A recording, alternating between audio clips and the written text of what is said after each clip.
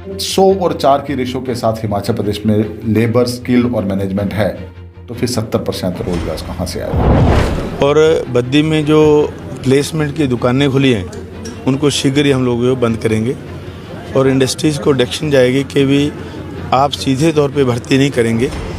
भर्ती जो है उसका जो उनको रिक्वायरमेंट है वो हमारे डिपार्टमेंट्स को जो है एम्प्लॉयमेंट एक्सचेंज के थ्रू हम लोग चाहेंगे कि भर्ती करें ताकि हमारे हिमाचली बेरोजगार लोगों को जो है वो रोज़गार मिले। लेकिन अगर वो इस तरीके से उद्योगों के अंदर हस्तक्षेप की बात करेंगे, सरकारीकरण की बात करेंगे, तो एक व्यवसायी हिमाचल प्रदेश में काम क्यों करेगा।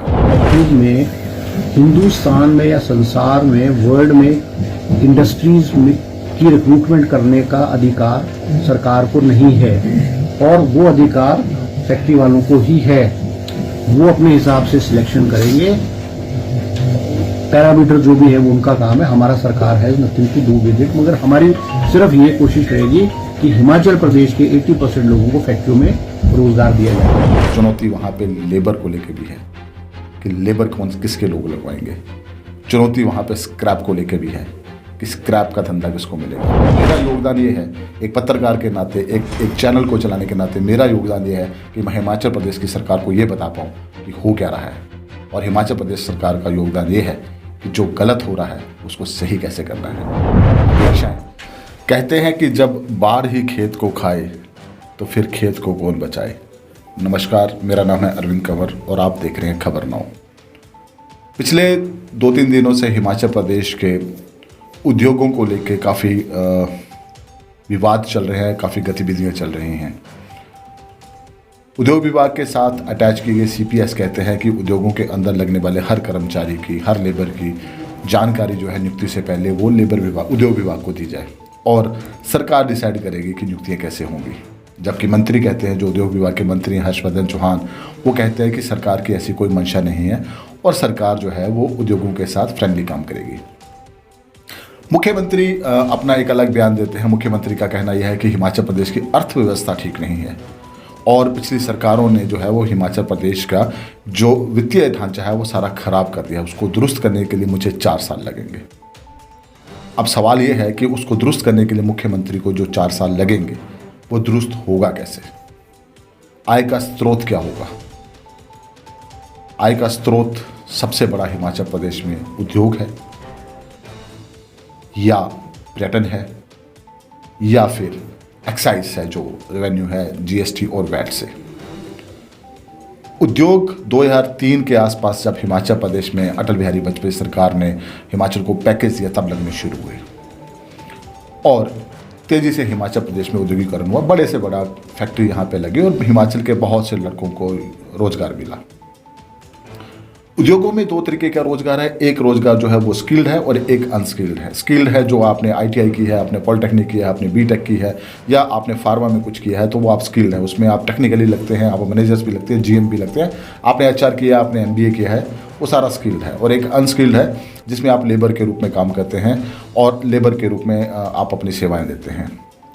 अमूमन हिमाचल प्रदेश में ये देखा गया है कि पिछले कई सालों से कि हिमाचल प्रदेश के जो अपने युवा हैं वो लेबर में काम नहीं करते हैं और किसी भी फैक्ट्री के अंदर 100 लेबर के ऊपर सिर्फ 4 ही स्किल्ड अफसर होते हैं, 4 ही जो है वो स्किल्ड लोग होते हैं। 100 लेबर होगी तो 4 स्किल्ड होंगे।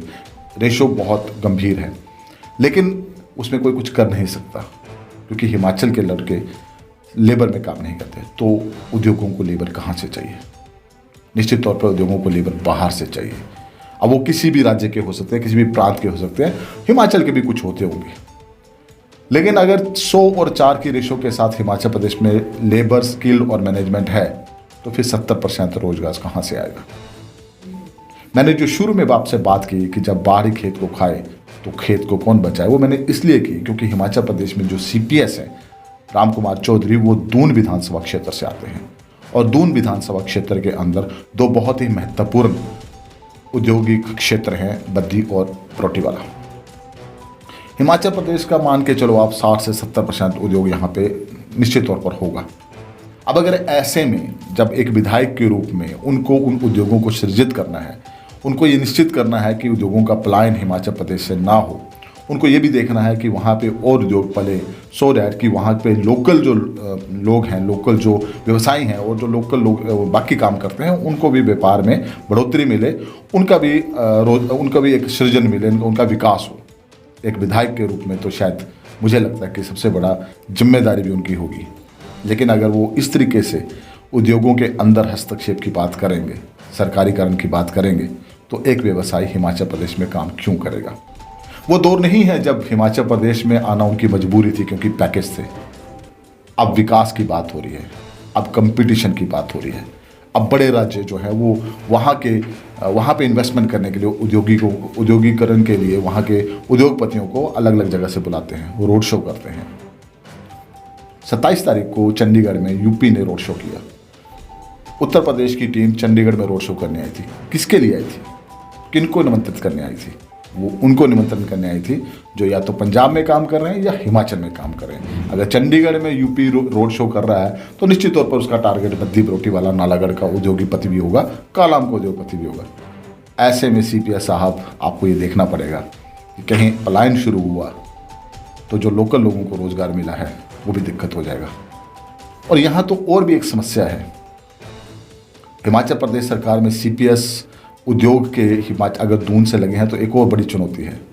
चुनौती सिर्फ उद्योगों के अंदर रोजगार को लेकर नहीं है, चुनौती वहाँ पे लेबर को लेकर भी है कि लेबर किसके लोग लगवाएंगे। चुनौती वहाँ पे स्क्रैप को लेकर भी है कि स्क्रैप का धंधा किसको मिलेगा। उद्योगों के अंदर होने वाले हर प्रकार के धंधे को, जो कि सब्सिडरी धंधे होते हैं, उनको लेके उनको लेने की जो होड़ है वो सबसे ज़्यादा लोकल में होती है। और अगर लोकल ही CPS उद्योग विभाग के हों तो ये चुनौती और बढ़ जाती है उद्योगपतियों के लिए, क्योंकि वो डायरेक्ट हस्तक्षेप रहता है। ऐसे में दो चुनौतियां हिमाचल प्रदेश के मुख्यमंत्री और उद्योग मंत्री के पास हैं। एक, इस तरीके की जो वहाँ पे लोकल लोगों की पेनिट्रेशन बढ़ेगी उसको कैसे रोकेंगे। दूसरा, उद्योगपतियों के ऊपर जो अननेसेसरी दबाव आ रहा है उसको कैसे रोकेंगे।